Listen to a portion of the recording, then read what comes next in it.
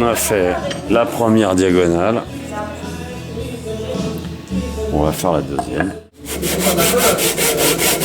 Donc on descend la diagonale, on descend tout droit.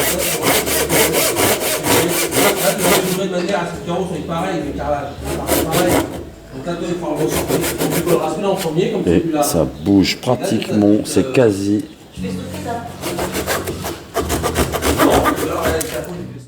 C'est bon. Pareil de l'autre côté et les deux autres. Je suis en train d'ajuster, d'essayer d'ajuster en fait la traverse basse qui manquait. C'est un peu serré. Et la difficulté, c'est que je peux pas, normalement, quand on fabrique un panneau comme ça, on fait ça à l'atelier tranquillement. On fait ces tenons, ces mortaises, on les ajuste, machin. Après, on fait les panneaux. Là, je peux même pas le démonter j'ai pas de pied à coulis, je peux pas prendre une cote exacte. Donc, on essaye, on dépose, on enlève 2 dixièmes, on revient, on réessaye, on redépose, et puis ça va rentrer, quoi. Là, ça commence à être un peu mieux. On va dire que ça coulisse, mais il manque ça bute, je sais pas où exactement. Là, je suis pas mal. Une fois collé, percé, mais il me manque 3 millisines. Et en bas, pareil, je dépasse. Donc,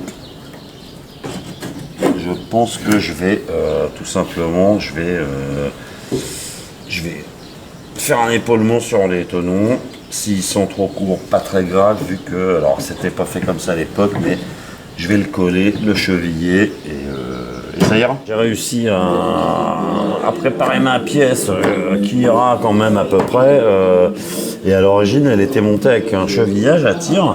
Donc j'ai fait un tenon, je vais quand même coller, hein, mais je voudrais remettre des chevilles. Et évidemment, j'avais pas prévu de fabriquer des chevilles sur le chantier. Je suis à il est 1h30 de route de chez moi et en plein confinement. Et donc du coup, j'ai pas ma boîte à chevilles. Donc je vais me débrouiller, je vais vous montrer comment. Je me suis débrouillé avec une baguette qui était rectangulaire. Pas tout à fait carré au départ parce que je suis pas sûr du diamètre des trous. Merci Monsieur Festoul. Sur le systénaire qui va bien là, avec la petite rainure en V, c'est juste royal parce que avec le petit rabot de paume, je peux arrondir, je peux casser les arêtes et je pense que je vais obtenir des chevilles qui seront suffisamment correctes pour prendre leur place. J'ai collé la traverse basse avec ces tenons reconstitués à peu près. J'ai mis un serre-joint. J'ai quand même mis des chevilles, mais je vais être honnête avec vous, elles sont là uniquement pour le look. Comme je ne disposais pas des fraises qui m'auraient permis de refaire les moulures ici,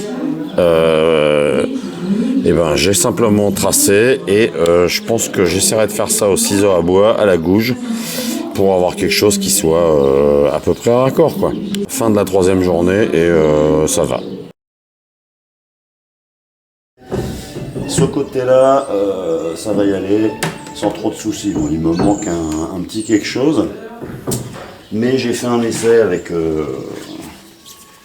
des coussins gonflables, là, donc j'en ai mis un en dessous qui est prêt. Si je pompe, ça me soulève suffisamment pour que la pièce de bois puisse passer. Côté gauche, c'est pas du tout la même chose. Tout le bas là doit arriver à ce niveau-là. Il faudrait redresser toute la structure qui est sous le plancher de ce côté-là, du côté gauche, et qui s'est déformée pendant des années. Donc c'est pas gagné. On va voir ce que ça donne. Avec des chevrons, des parpaings et un cric hydraulique, j'ai réussi à faire un montage qui m'a permis de soulever l'ensemble de la caisse et de glisser la traverse en dessous. Maintenant que le panneau est à la bonne hauteur, il faut que je ramène le bas à droite pour avoir le même écartement en bas que celui du haut. Là j'ai pris mon repère, j'ai à peu près 2 cm, 21 mm en fait à décaler par là. Alors maintenant que tout est sous tension, ça va pas être facile à faire coulisser, mais j'ai pas envie. Je vais pas défaire là, la jambe, l'étai en fait qui descend jusqu'au sol, là il est posé au sol. Et donc il va falloir que je fasse avancer ça tout doucement. Ça va me gêner. Je vais couper on va dire là 1 cm à peu près. Ça va me permettre d'avancer. Je vais me retrouver à nouveau avec 1 cm qui va me gêner, que je vais recouper un petit peu plus loin et ainsi de suite.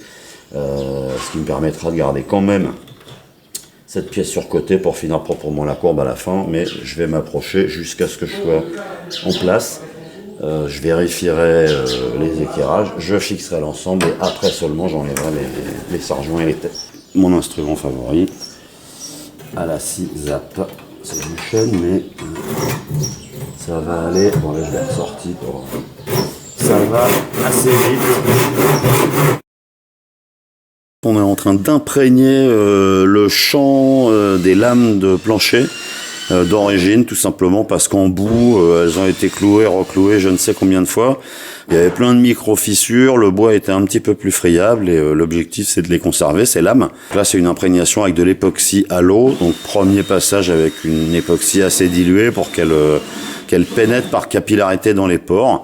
On va faire la même chose sur 2-3 autres parties. Le longeron qui a été conservé, qui est globalement en bon état mais qui est un peu poreux au-dessus, donc il va aussi être imprégné.